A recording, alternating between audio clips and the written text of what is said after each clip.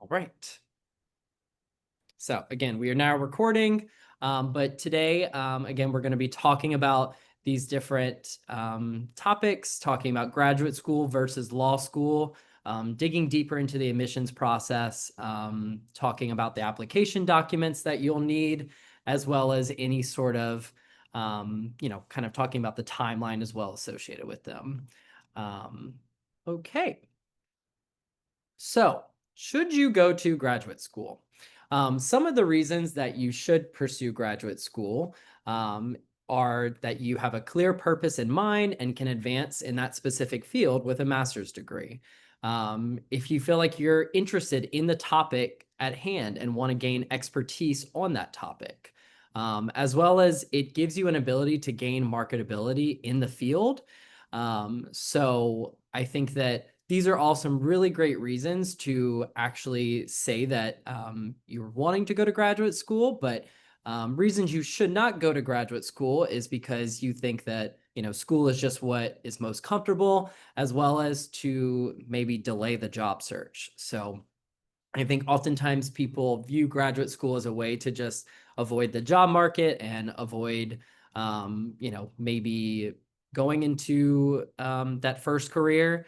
But I do think that it's important to really acknowledge that this is an investment and this is something that you do really want to actually pursue for yourself.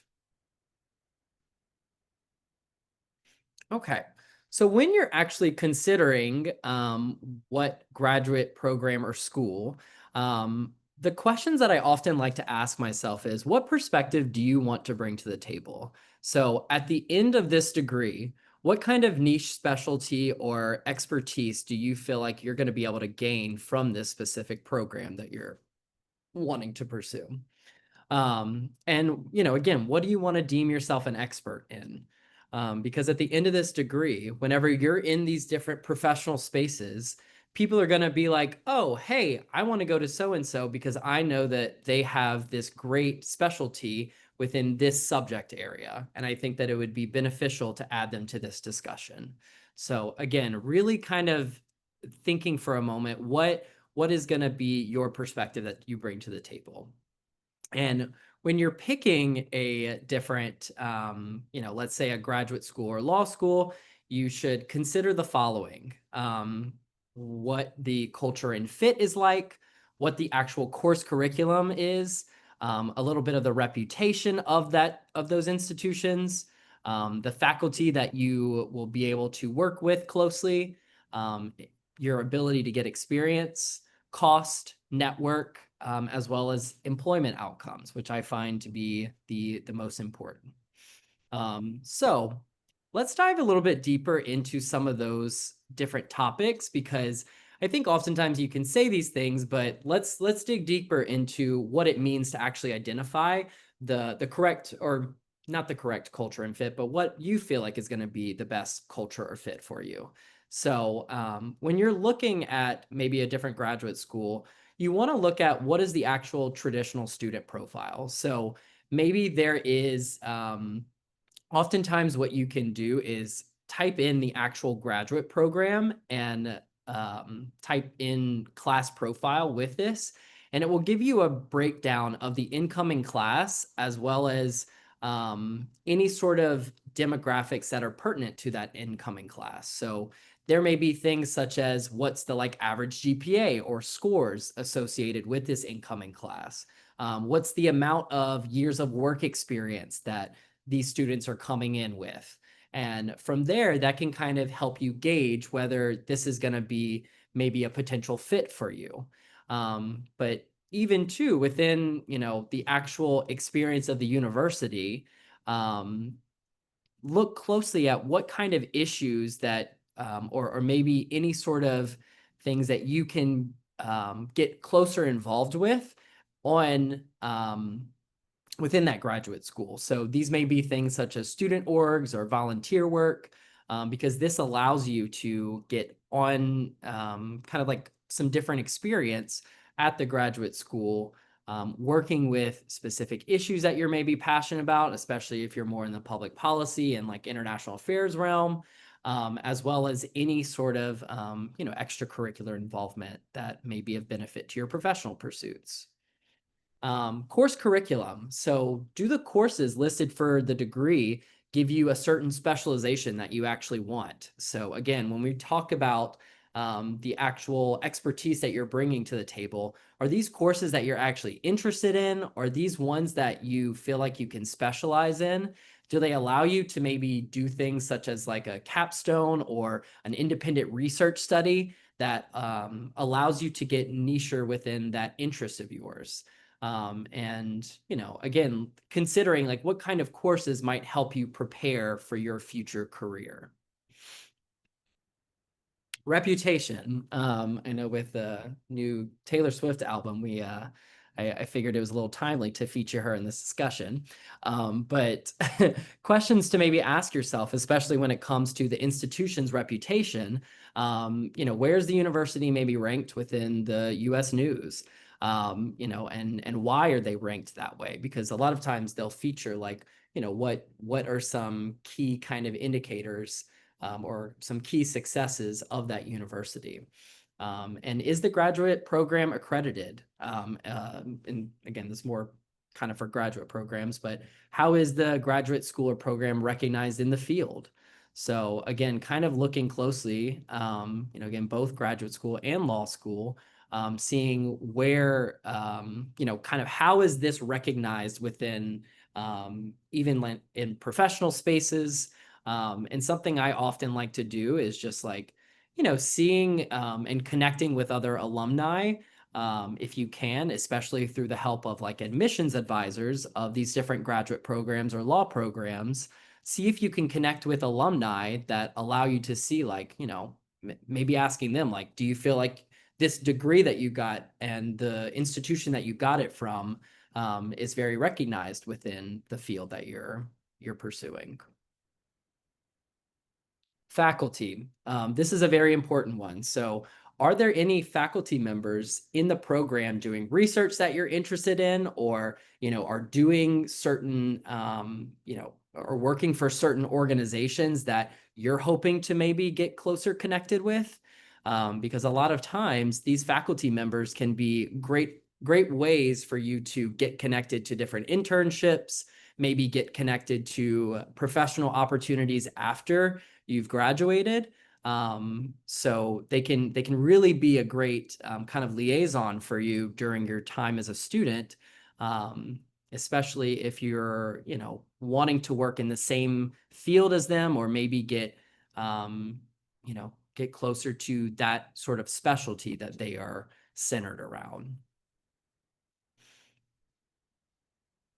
Experience. Does the university have partnerships? So, a lot of times with these different universities that you may be looking at, they oftentimes may have different partnerships with maybe organizations, different companies. They may have different partnerships with like other universities that allow you to do things such as study abroad. So again, like, I'm a little bit more on the side of international affairs. So if you are, interested in doing something more in the international affairs realm, will this be something that allows you to maybe get some abroad experience and help you get more of that global perspective that you're hoping to get within an international affairs degree? And looking closely at like where have previous students taken internships at? Does the actual like institution and where it's located give you access to these different opportunities that you want to do? And not just internships, but like even access to volunteer or access to externships, access to maybe different fellowships. So again, these can be some really great ways to get that learning outside of the classroom. Again, does the location provide you with great experiential learning opportunities? Now, let's look at cost.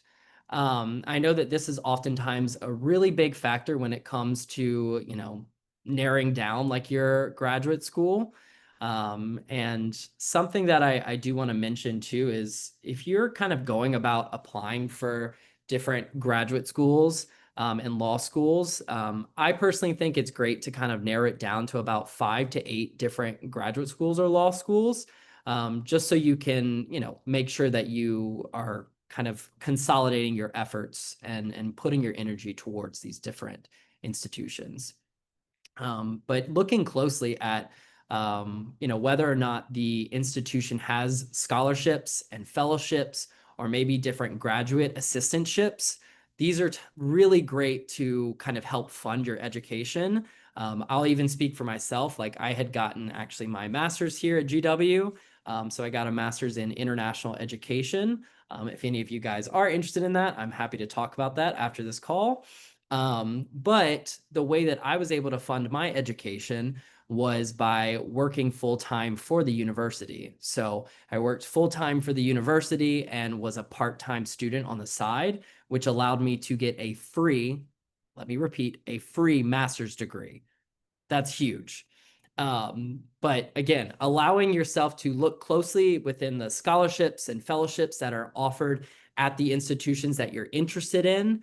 And do not be afraid to actually negotiate with those like different scholarships and that you may be receiving from the institution, especially if you, let's say, have 2 to 3 different competing offers where you feel like they're competitive schools.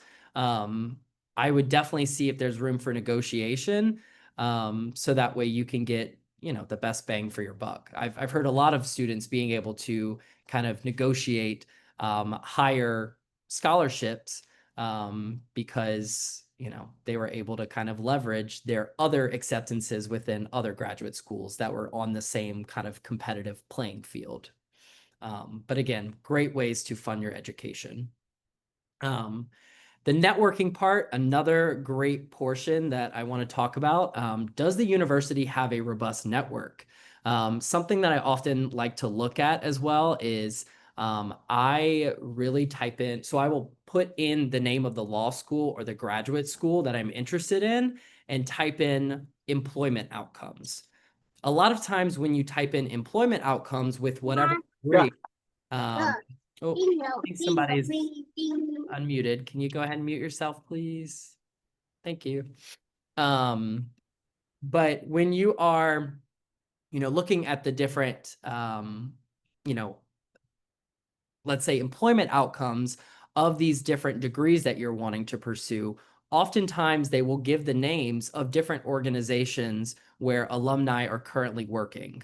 And to me, whenever I see these different organizations and start to think to myself, like, oh, these are like spaces that I could see myself in, or these are different organizations where I could see myself growing professionally, this to me is a good sign that I would be able to maybe thrive within this sort of environment, and get connected to other alumni that are in these spaces. Because as you all know, when you're a part of a university, you're a part of a community. And with this community too, especially GW community, like I just find that people are always so willing and eager to help and get you connected to different things that will help you professionally. So again, looking closely at what types of organizations and what like for example, if I'm seeing a lot of people from this degree even coming out with like more of maybe they graduate more in work in the public sector versus the private sector. And then there's another degree where they are more focused on organizations in the private sector versus the public sector. I might think to myself, like, oh, if I want to work in the public sector, then I might look maybe closer within this graduate school or law school because these are the type of employers that are, maybe hiring from this school. And again, it's not very black and white, but at the same time, it can be a great indicator. And again, we kind of talked about employment outcomes, but looking closely at like what are most individuals working, like where are they working after obtaining the degree, and even seeing like a breakdown of this. What like are people even having to pursue like other graduate study after this, or do they go abroad? Any kind of like indicators can be really helpful. And even looking specifically at like, what is the actual employability after this set degree? Like, what is the percentage of people that are getting hired after they've finished this degree? Because typically universities are, I don't know if I'd say required, but very encouraged to do things like that to make sure that people know of what the luxury of having this sort of degree is like. So now I kind of want to actually get into the application processes. And again, this is still going to vary on school, but I think for the most part, a lot of these same application materials are required. And we also have a panel discussion. Our lovely panelists can kind of share to some of their experience with the application process as well. But just to know what to expect is typically, you're going to need to form a personal statement and a statement of purpose within graduate school applications, as well as sometimes there can be diversity essays and optional essays. And typically, you'll need your transcript, letters of recommendation. I often like recommend that you do more academic focused letters of recommendation versus professional, since a lot of this is maybe focused on kind of like your ability to perform well as a student. However, I think what is most priority is be sure to have people who write letters of recommendation for you that know you best and can speak well to your character and be able to speak to your successes and have been able to see you maybe overcome certain challenges that not any other like people have been able to see. Oftentimes too, depending on the school, you may be required to take the GRE, which I'll show you kind of like a timeline of when, you should be doing a little bit of each, or when you should be kind of studying and when you should be taking the GRE, as well as there may be application fees. So once again, this is why I kind of recommend maybe target about 5 to 8 different graduate schools or law schools, because oftentimes when it comes to application fees, they can get a little hefty. See if there are any fee waivers. I know a lot of times if you apply early, that can be a great way to get some fee waivers. But with these application fees, like I know that they can range kind of from like 50 to maybe even $100. So again, if you're applying to like 5 to 8, graduate schools, and that can cost up. That starts to rack up a little bit. Um,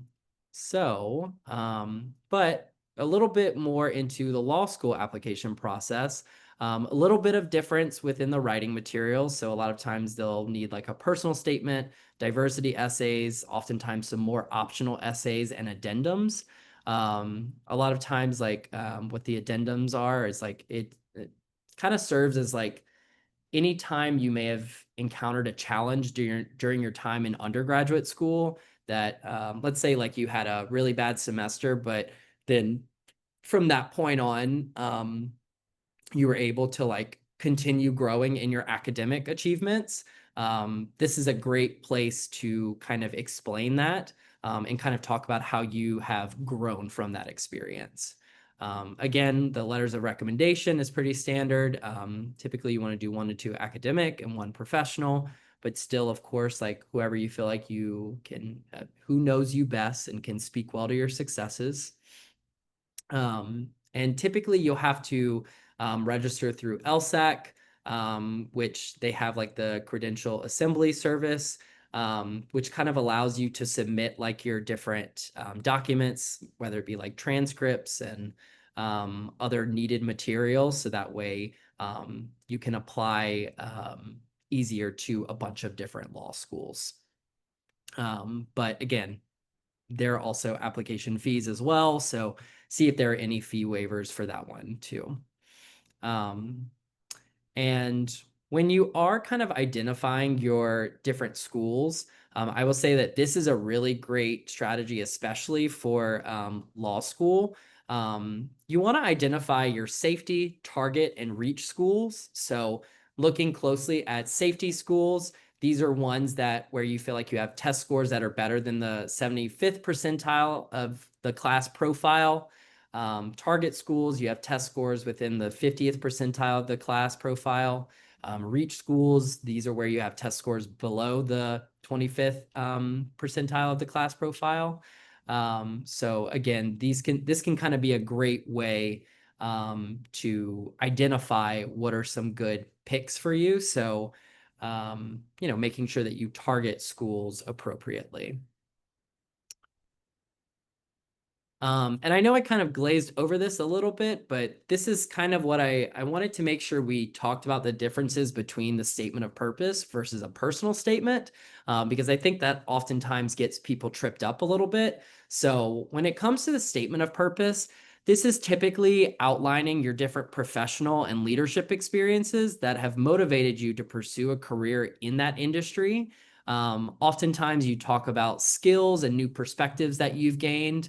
And you want to talk about why all of these things that you just discussed informed why you wanted to attend this school and why that specific graduate program.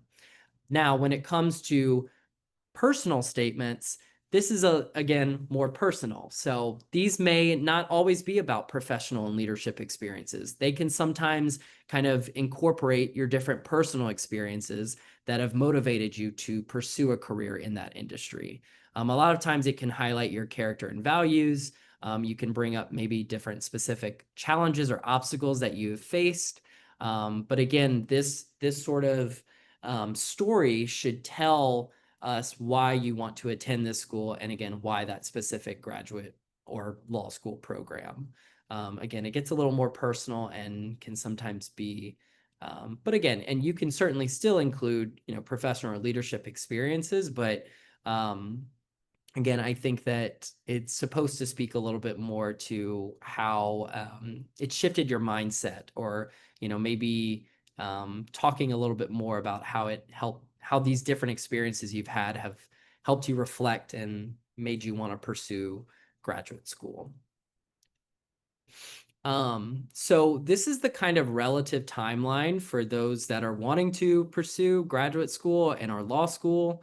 So again, like this can be a really great way to, now this is the theoretical timeline if you are in your senior, let's say, or either your senior year or you were in the year before you were planning to matriculate. So if I'm applying for fall of next year, essentially this is like I should have, maybe signed up for the GRE and LSAT prep courses and registered for GRE and LSAT during the summer, contacted admission advisors and studied for GRE and LSAT, take LSAT or GRE, start working on these application materials during September.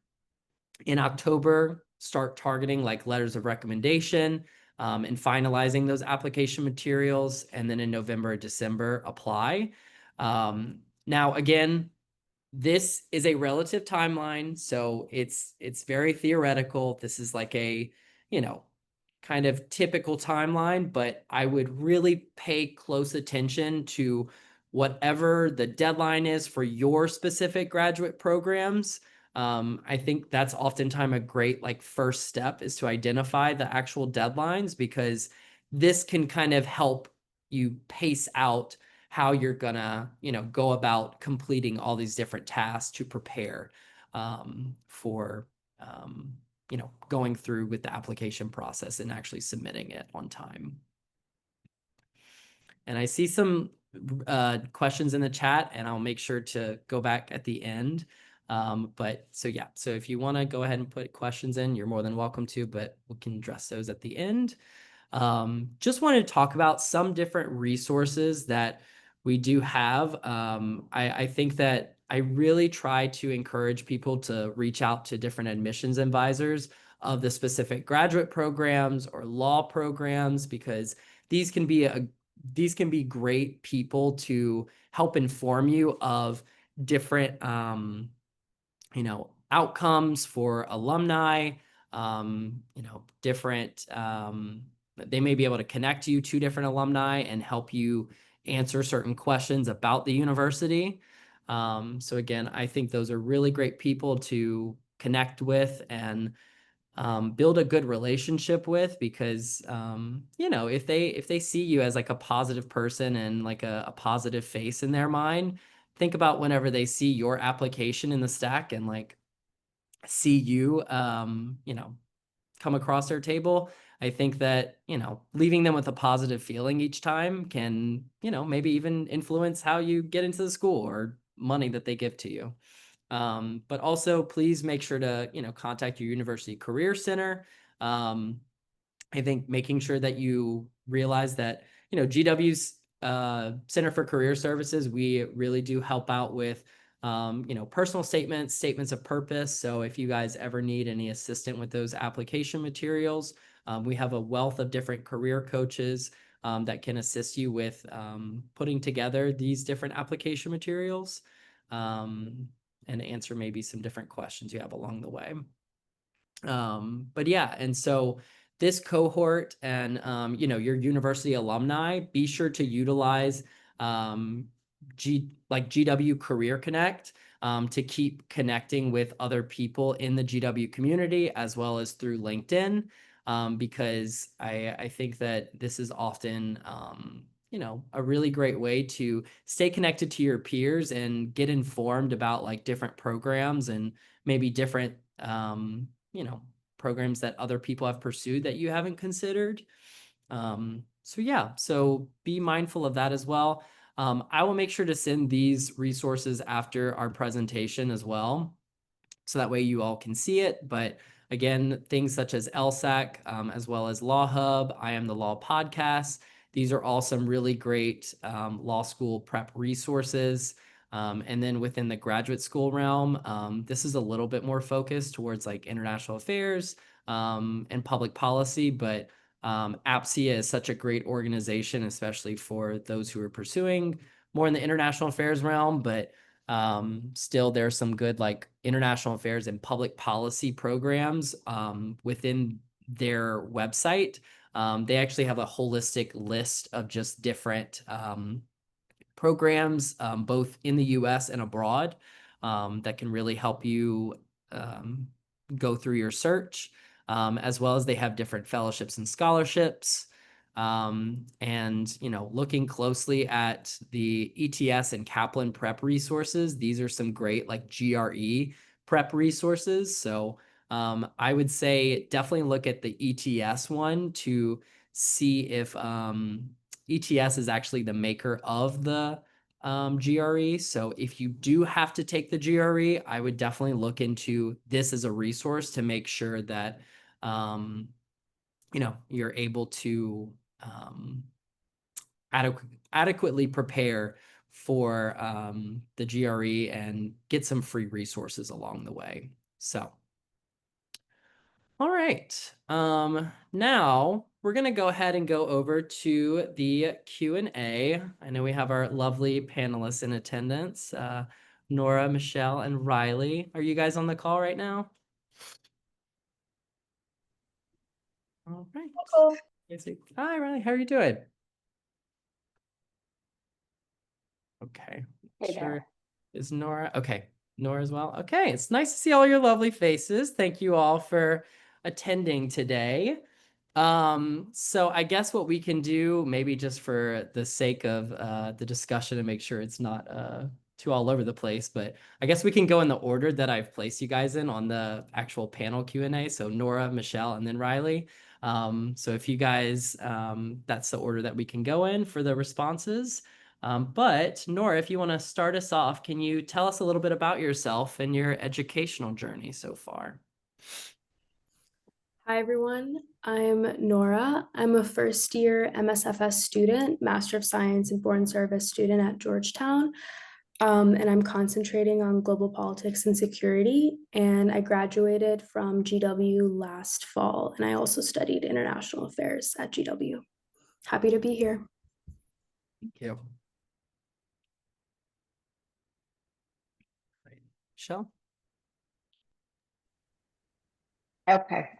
Hi, everyone. So I started right here at GW as an undecided student myself, and a career assessment my senior year pointed me towards law and advising, which led me to law school and about 10 years of practice and eventually into a career in coaching, career coaching. So thank you, Michelle. And then Riley? Hi everyone.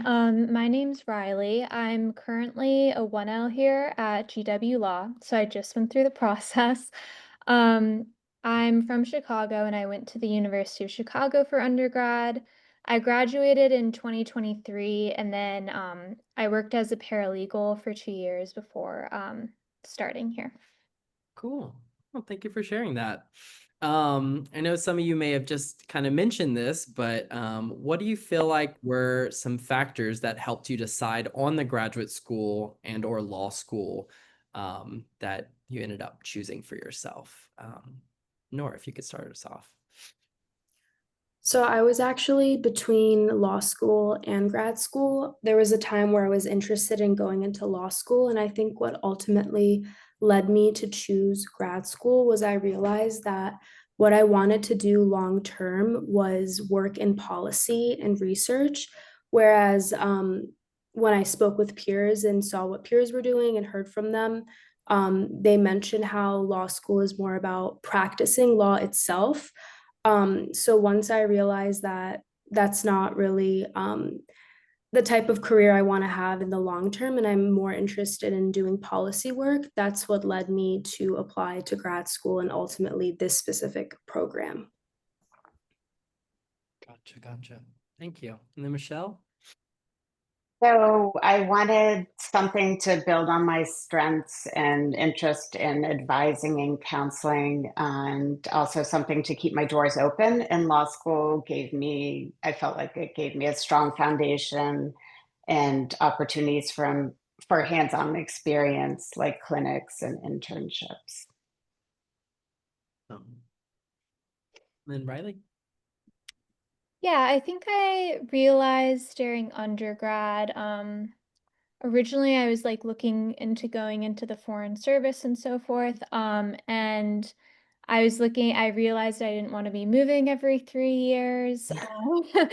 And so I kind of was trying to figure out what I wanted to do. And I realized that a lot of the topics I was interested in all came back to legislation specifically, and like how that legislation is like written. And in order to, learn how to do that most effectively, going to law school seemed like a really good option. So. Yeah. It was interesting too. I liked hearing all of your different perspectives, especially because I don't know, it seemed like for all of you, and I'm not sure Riley for you too, but it seems like graduate in law school were also kind of both maybe in the mix. I don't know if graduate school was in the mix for you, Riley, but I know it was for you, Nora, and like it seemed that there were definitely some different paths that you guys could have gone down, but it seemed that you saw yourself kind of into the professional space by analyzing what sort of things that you wanted to bring to to the table, what perspective you wanted to like kind of contribute. I guess too, kind of going into more of the professional goals of things. So I guess this one's for more Nora and Riley, and then Michelle, I have kind of a separate question, but still along the same lines. But um, how are you planning to utilize your graduate and or law degree for your professional goals? And then for Michelle, how do you feel like you've been able to utilize your law degree in your professional career? So I'll let Nora go first. Yeah, so like I mentioned, I studied international affairs in undergrad, and when it came around to graduation, I came to the realization that this is what I enjoy doing and what I want to do long term. So that's why I applied to go into MSFS to study foreign service and build a career in foreign service. Um, I felt like the skills I had gained during my time as an undergrad really helped fuel that decision and equipped me for what was to come ahead in grad school. And I think another piece of advice I'd give that kind of ties into what Cole was saying earlier is employers are really looking to see and point to someone who has specialization in a specific field, um, and not someone who, I guess, has kind of a general overview. So it's really important if you know what it is you want to specialize in, you go ahead and pursue that because that'll set you apart and that'll give you a perspective that you can leverage long term. Yeah, I think for me, I mentioned I'm interested in how legislation is crafted. So that's sort of going into that sphere is something that I'm interested in. I think alternatively, and I think this is okay, especially going to law school, you have the chance to kind of have your interests evolve a little bit. I mean, I've only been in law school for like, a month and a half, and I've already seen different areas that I could go into, like government contracts seems really interesting to me now, and it combines a lot of my previous interests. So I would say it's ever changing for me, but the great thing is, especially with a law degree, is you can kind of go into different spaces. I could go into a private practice and do government contracts work that's still government adjacent with my interests, or, I can go straight into like the public sector, um, or even down the road going into like a corporation or so forth. So I don't know exactly yet, but it's nice to have those options going forward.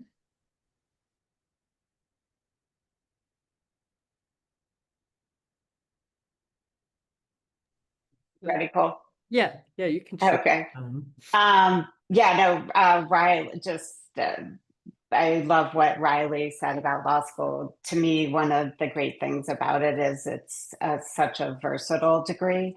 So even after leaving practice, I use the skills every day with analysis, advising, counseling, problem solving, and the degree also gave me credibility and flexibility to pivot into coaching. And I actually have coached many attorneys that either left private practice and joined a company, or left practice and then decided to start their own small business, having nothing to do with being an attorney, but the legal experience and training just can be invaluable for a lot of different things.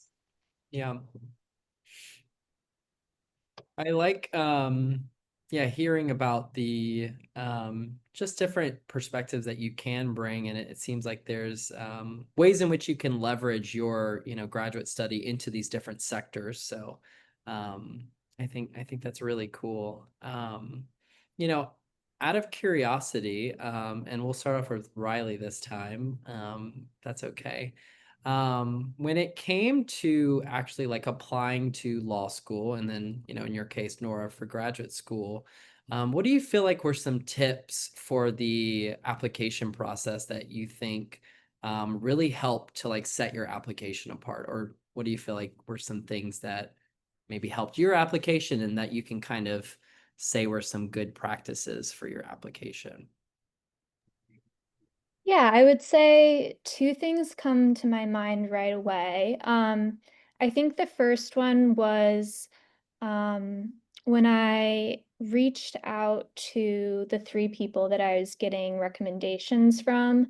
I kind of took the opportunity to sit down with each of them and kind of discuss like what I was looking for getting out of the recommendation, which, if you're close to the person isn't awkward, but it can feel hard trying to like, or awkward, or to kind of go and be like, this is what I'm trying to like convey in my application. But if they're agreeing to write your recommendation, they really want to help you. And it helps when the different recommendations are bringing in like different aspects of your strengths and personalities, and so forth. So they can speak to different aspects of your personality and like academic or professional capabilities.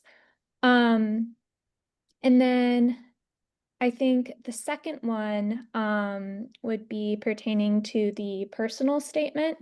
I think when I first sat down to write my personal statement, I was very concerned about, appealing to different audiences because you don't know who's going to be the one like reading your application, and trying to like account for all those different personalities and perspectives. But I think it's, like, almost better to, like, not think about that, like, you wanna be diplomatic in what you're saying, but I think that, choosing something that's, like, super niche and, like, you're passionate about will, like, shine through more than trying to, like, people please to, like, what you think that, they wanna hear, and I, like, got comments on that, when I did, like, my personal statement about, like, national security reform, and, like, that's, like, sometimes, like, a controversial topic, and, like, not all law schools even offer that sort of program, but the feedback I was consistently getting from people is that, like, the enthusiasm shines through more than, like, appealing to a school. I think that's a really great point too, because I think that oftentimes what the purpose of graduate school and law school are is like bringing in people of these different perspectives and being able to bring in, people into the classroom where you've had like different experiences and, you have beliefs that are, maybe like different from different peers, but you're able to still have like lively discussions as a part of it. And I feel like, especially, viewing undergrad versus grad, it's like you're viewing yourself more as like a professional within the graduate space. So being able to have people who have had these different work experiences and these different like on the ground perspectives, I think really can shine through and taking ownership of those things that you have, and showing that enthusiasm is great. Michelle, do you want to maybe share anything that you might have, um, in terms of like what were some things that maybe helped with your application process? That was too long ago, Cole. I do not remember. So I am afraid I don't have anything to offer on that front. I gotcha. Nora, do you have anything you wanted to share?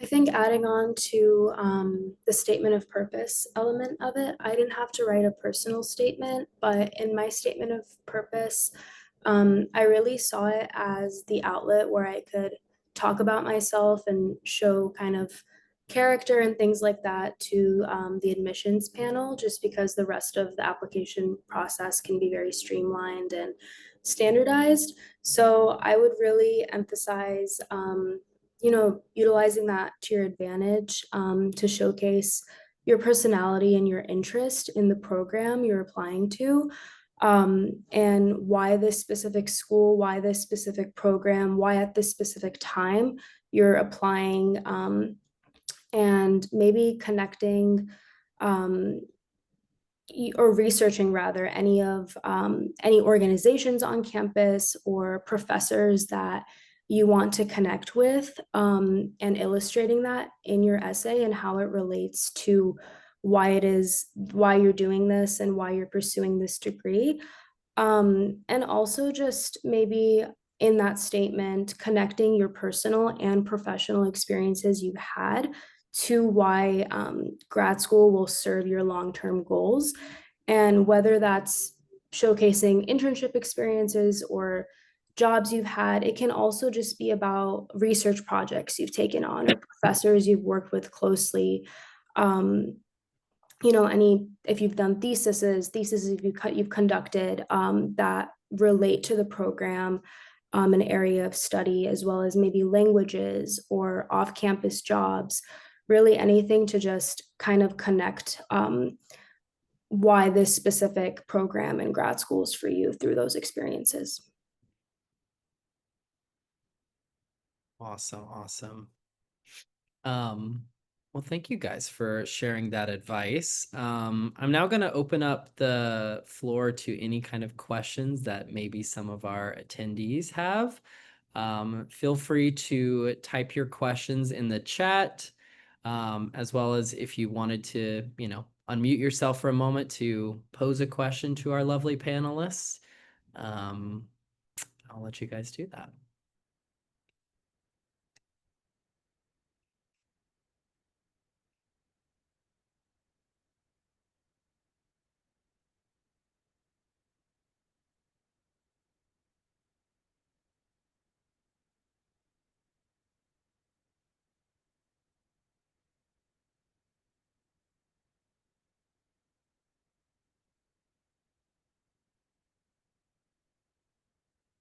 I do want to ask because I see someone had kind of mentioned just about like because I put in our timeline for the GRE, and Nora, I'm not sure if did you end up taking the GRE, Nora? No, I didn't. Okay, gotcha. Whenever you were looking for graduate schools, did you find that a lot of like graduate schools required the GRE of you, or? Um, the specific universities I was looking at didn't. I looked mostly in the DC area, and they were optional. So it was some of the programs said it was preferred, but it wouldn't count against you if you didn't submit it. But yeah, that was just because I only applied to DC schools. Okay, gotcha. Thank you for sharing that. Sure. And to answer the question too, again, the relative timeline that I had kind of posed in there to take the GRE during the summer, that was just kind of to help with, helping to take the assessment before, like, let's say if you were a senior entering your fall semester, not having to worry about the GRE during, your fall semester, and you could just kind of get it over with. But again, you're still welcome to take the GRE right now. If you're looking to go to graduate school for fall of next year. So any of you who, may be doing that, depending on whatever deadlines for the programs that you're doing. Typically, I believe for the GRE, you get your results within 2 weeks, I believe. It's a pretty quick turnaround, if I'm not mistaken. So you definitely can still take the GRE if you're wanting to pursue for the following fall. For dual degrees, I guess, do we kind of mean like doing two different degrees at the same time? I think that one is going to be a little bit more dependent on the actual program that you do. Um, I'm not sure if Nora or Riley or Michelle, or have you, any of you guys, were you ever interested in like a dual degree option? I'm guessing, and correct me if I'm wrong, you're talking about maybe like law plus a master's in social work or Right. MBA plus something else. So I mean, it is, that can be a more condensed way to finish your graduate work, but I don't know. I can't speak to the application process. Yeah. I Nora? I was considering it for a period of time, and my understanding is you have to apply to. So I was looking at MPP and then MSFS at Georgetown, and for Georgetown specifically, I'll just use it as an example, but we'd have to apply to both of those degrees, both of those programs. And then while you're applying on each individual application, there's a box you can check off that says, are you applying, at this university for another degree as well? And do you want to do it as, would you like to pursue it as a dual degree? So you apply to both and you check both boxes off in the application, and the deadlines just depend on the programs themselves, what's posted. Yeah, but that is good to know. Thank you. Thank you for sharing that. Um, Okay, and then I also see another question. And this one is more for maybe Riley and Michelle. What do you think is necessary for someone who is on the edge about entering law school to know about it? Riley, do you want to go first? Sure. I mean, not to be a buzzkill, but I do think it's a huge financial investment. So I do think, advocate for yourself throughout the process. I think Cole was mentioning earlier, you can negotiate scholarships and so forth, but there is like a there is the reality of it's 3 years of graduate school as opposed to like a master's being shorter. So I think if you are on the edge, to kind of, take some time to think about um how you'd be funding it, what type of job would you want to do afterwards versus like the debt that you'd likely take on, which, isn't the most fun answer, but even as someone who was like, I am dead set on going to law school, it was definitely something to think about. Yeah.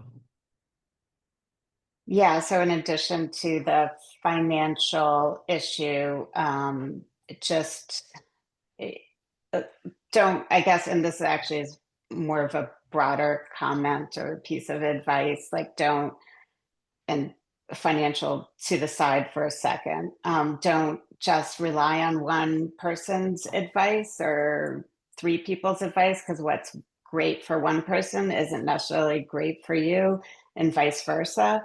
And if I only spoke to trial attorneys or like very traditional litigation type attorneys before going to law school, I never would have gone. So, because that experience is so different than the more advising and counseling side of things. So just, this is for any grad school, not just for law school, and then just think about, for example, like GW, hopefully most of you really appreciated it for being urban and easy access to internship and all sorts of opportunities. Whereas I'm sure you have plenty of friends that would have never wanted to go to an urban school and ended up at a more rural traditional campus, and with lots of big sports and this, that, and the other, completely different experience. So what's right for them might not be right for you, and vice versa. Yeah, I think that's a really great message, Michelle. I think something too, when I had entered graduate school, my focus initially was like, because I got a master's in international education, and I wanted to solely focus on maybe supporting study abroad students, but also maybe studying international students within like a university higher education setting. But as I got to connect more with my different like classmates and cohort, a lot of them were wanting to utilize their education knowledge within more of like an international development sphere. And I don't think like if it weren't for me being exposed to those individuals and like being able to talk to those people, I wouldn't have considered that like a career for the future myself. So I think that it's really important to, find people that, you know, you're able to still hear about different experiences while they're still maybe getting the same degree. Because again, the way that people utilize Yeah, and leverage graduate degrees, law school degrees can be different. And I think again, it's a lot of it's times so true. how you speak about it and how you end up marketing it to your future employers. And chances are, whatever you guys are going to end up doing, that job does not exist yet. So Yeah. Yeah, now is an even, I don't know, stranger, for lack of a better word, yeah, time than it's ever been in the past. definitely. Seems there's another question more catered to Riley. Um, Julia says, you said you worked as a paralegal after graduating. Would you say that most of your peers at GW Law also have specific legal experience, or do you see a mix of people who come from different disciplines? Yeah, that's a great question. I would say that I see a pretty good mix there. In my class, I would say like within my first year section, there's like 90 people, and I would say, a good chunk of them came straight through to law school. There's definitely a couple other paralegals, that's kind of like a very standard job to do beforehand. I was doing it to make sure I would like, if I ended up working in a law firm, it'd be something I would be interested in. But I also have quite a few friends that were like in the tech industry, or like they even did like medical research and are interested in patents and stuff like that. Or coming from like consulting backgrounds. So I definitely would say it would be more of a mix. It's not all just like people with uh, obvious legal backgrounds. That's a good point too. Because I think a lot of times people think that they have to get legal experience in order to get into law school, but I think I've always heard a lot of just a lot of like law admissions people. Um, I used to work for GW Law School, and I just remember them always kind of talking about this big focus on community service, gaining professional experience that like, really speaks to you, and especially if it's, working on a certain issue that you're very passionate about. I think that that can, reinforce that sense of ownership, like we were talking about when, Riley, you were saying you were so passionate about, was it security kind of issues? I forgot. Sorry. Yeah. But being able to embrace whatever niche specialty that you do have, and get some kind of exposure to it in the beginning. But also understand that this is a holistic application process. So for both graduate school and law school. I do think that a lot of times it seems that the law schools are a little bit more test heavy. But I still think the same sort of principle applies, that like you still need to gain, some good professional experience, show like an interest in serving your community, and, trying to be like that holistic student, um, you know, so that way they're able to see that you have multiple facets of yourself.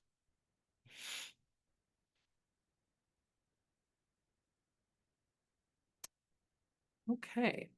Any other questions before we go?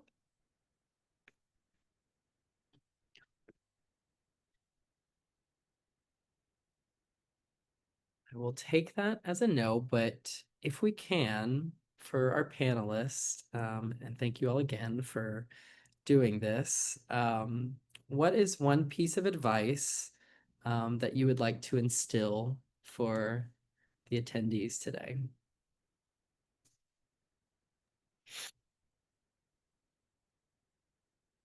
Jump in. Be adaptable, because many job titles don't exist yet, and you know, and keep yeah, things are changing quickly, and be willing to do continuous reskilling, since just think of learning as a lifelong process. And human skills still remain, I would think and like to hope, they will still remain the differentiators. It definitely will. Yeah.